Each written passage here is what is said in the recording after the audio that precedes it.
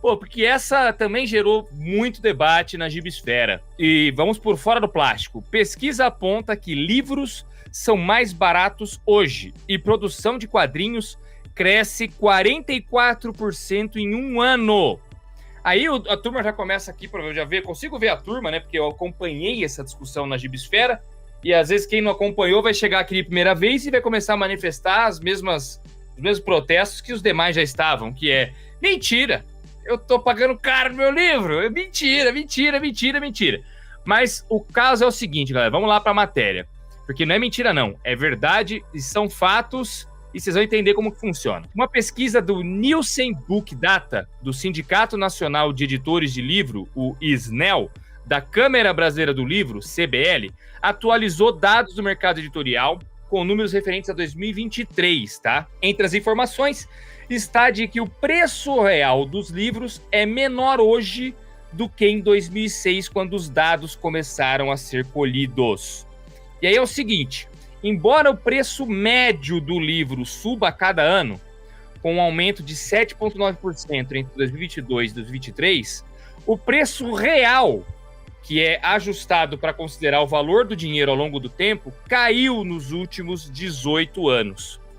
Aí aqui, ó, abre aspas, o aumento do preço médio do livro nos últimos anos é uma das estratégias adotadas para mitigar as perdas. No entanto, é importante destacar que, apesar dos reajustes nominais, o preço médio real continua muito abaixo daquele registrado no início da série.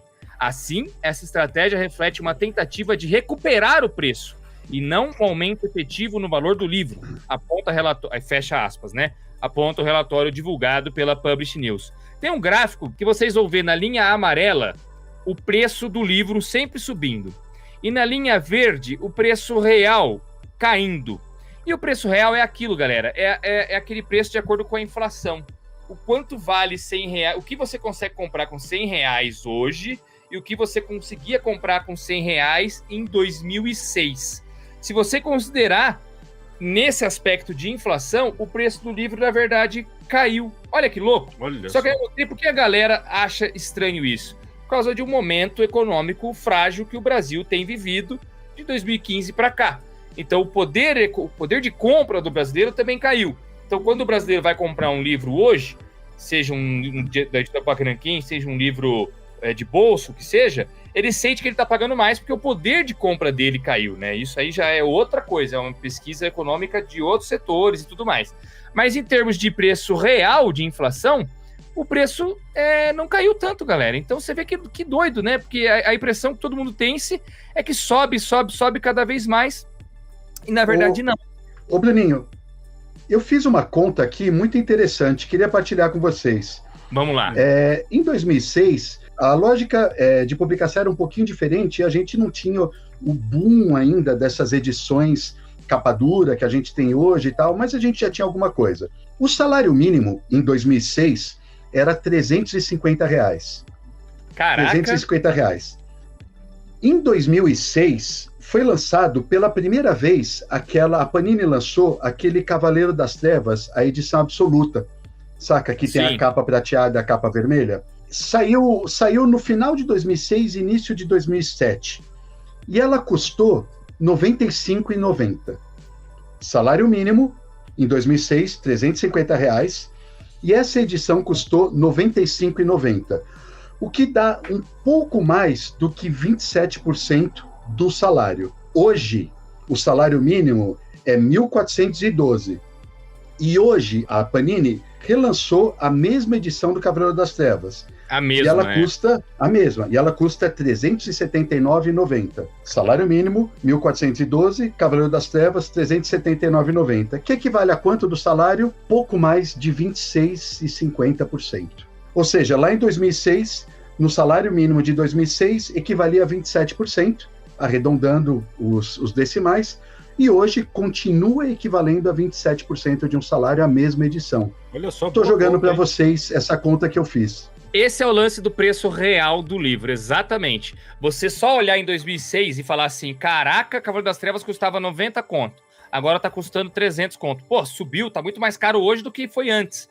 Mas ninguém para fazer essa avaliação que você acabou de fazer, Ale. da inflação, que isso é muito importante colocar em contexto também, né? Porra, interessante ter o mesmo gibi, né? Você tem os mesmos dados, salário mínimo e a mesmíssima publicação da mesma editora, né? Sim, foi exatamente o que eu busquei. Para não pegar um diferente e tal, não sei o que lá. A Panini pegou os mesmos arquivos e mandou para a gráfica, é a mesma quantidade de página, a mesma coisa. Tudo bem, o mesmo título, mesmo formato, mesmo tudo. E ambos equivaliam ao mesmo percentual do salário mínimo de época. Olha aí a matéria do Fórum Plástico fala ainda aqui, ó. A pesquisa sinaliza ainda algo que vem sendo uma constante nos últimos anos: a queda das vendas e do faturamento das editoras, somada a uma queda na produção de livros entre 22 e 23. No entanto, no cenário de quadrinhos, a produção não se reduziu, mas sim aumentou. De acordo com o detalhamento por temáticas apresentado no relatório, o setor de quadrinhos foi o que teve maior crescimento em números de exemplares produzidos, um aumento de 44% em um ano. Em 2022, foram produzidos 911 mil exemplares, enquanto em 2023 esse número saltou para 1.314.000 exemplares. A Nielsen, no entanto, não esclarece o quanto desses exemplares refletem em títulos, né? Estamos falando de tiragens como um todo, né? Pô, e isso foi discutido antes também, que apesar de aumentar a produção dos livros de quadrinhos, o faturamento das editoras, na verdade, caiu e não aumentou. Ou seja, as editoras têm que publicar mais para ganhar o mesmo que ganhava antes, publicando menos. Vendia-se mais por menos quantidade de títulos, e hoje você tem que lançar mais para alcançar a mesma meta, né? De fato, o mercado tem passado grandes transformações, e o Publish News é um site especializado no mercado livreiro, então vale a pena você que se interessa pelo assunto acompanhar o Publish News. E que legal que eles, juntos da Nielsen e tal, divulgaram essa pesquisa. É bom ter pesquisas sendo feitas nesse nosso cenário. Essa aqui é muito mais voltada para o mercado de livro e pouco para o mercado de quadrinhos. Seria interessante se nós tivéssemos um dia Publish News fazendo isso só para os quadrinhos especificamente, né? Seria muito bacana. Pô, mas bom, importante pra caramba para todo o nosso cenário, né? Dados é uma coisa muito importante, né? O Publish News que você falou é super respeitado, é um site incrível, a gente recomenda para todo mundo que está interessado nesse mundo editorial como um todo. E a Nielsen também é uma instituição respeitadíssima. O que a gente tem de informações sobre o mercado livreiro vem majoritariamente da Nielsen, né? Eles fazem esse trabalho muito cuidadoso desde 2006 de medição do mercado como um todo aí. Eu só não quero que essa notícia se espalhe muito de que o segmento de quadrinho é legal, aumenta muito a tiragem, porque daqui a pouco vai aumentar a concorrência, viu, Bruno? As editoras grandonas aí que não publicam quadrinho. Opa! Vou entrar! Lá! Então ali tá dando dinheiro, né? Eu quero pontuar uma coisa antes de a gente ir para a próxima notícia, que o Daniel falou brincando. O Bruno, não fala não, senão vem mais concorrência pra gente. Mas tem muita galera que leva... Eu já percebi que tem uma galera que leva a sério as nossas piadas e quando a gente fala sério, acha que é piada. É meio confuso. Mas você sabe que eu tô achando complicado essa coisa do Clarim, porque o Clarim a proposta é comentar notícia. E notícia se espera que tenha um cuidado, uma veracidade ali em tudo que a gente fala também.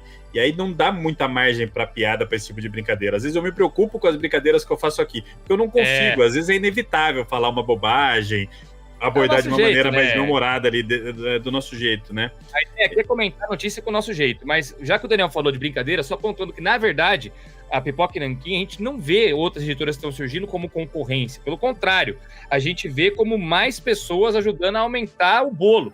Quanto mais gente falando de quadrinhos, é melhor até pra gente que vive de quadrinhos. Você imagina se o mercado de quadrinhos fosse um esforço que partisse somente de nós três? O quanto que ia ser difícil para nós. Agora, quanto mais pessoas falando daquilo, melhor para todo mundo. Vamos imaginar, por exemplo, quando uma outra editora lança um Junji Ito. Quando outras editoras publicam, é claro que a gente fica pensando, puta, podia ser nossa aquele título lá de Junji Ito. Caraca, a Pipoca e Nanquim ia fazer um trabalho tão foda com isso, tal. Mas isso, beleza, isso é uma questão de fã. Agora, falando de uma questão empresarial, é outro CNPJ impulsionando o nome do Junji Ito. Só para citá-lo, né, como exemplo. Com a sua base de leitores e tudo mais. Isso. O interessante... Mais gente vai conhecer ele e essas pessoas podem vir parar na nossa empresa também, entendeu? Exatamente. Isso aumenta o bolo. O interessante de muitas editoras publicando quadrinho é tentar mudar a base de leitores e transformar mais gente em fã de quadrinho. E quanto mais fãs de quadrinhos estiverem espalhados aí pro Brasil afora, melhor para todo mundo, melhor. Né? Porque o quadrinho tem as suas especificidades, assim, não é uma mídia tão fácil de entrar, né? Tem gente que não sabe ler direito o quadrinho, às vezes pega um quadrinho, depois pega um mangá e já tem uma diferença ali de sentido de leitura e tal. Ele tem suas chaves de leitura. Quanto mais gente estiver se esforçando para transformar a leitura de quadrinho em algo mais convencional, mais normal e tal, mais rotineiro no dia a dia das pessoas, melhor, né? Melhor.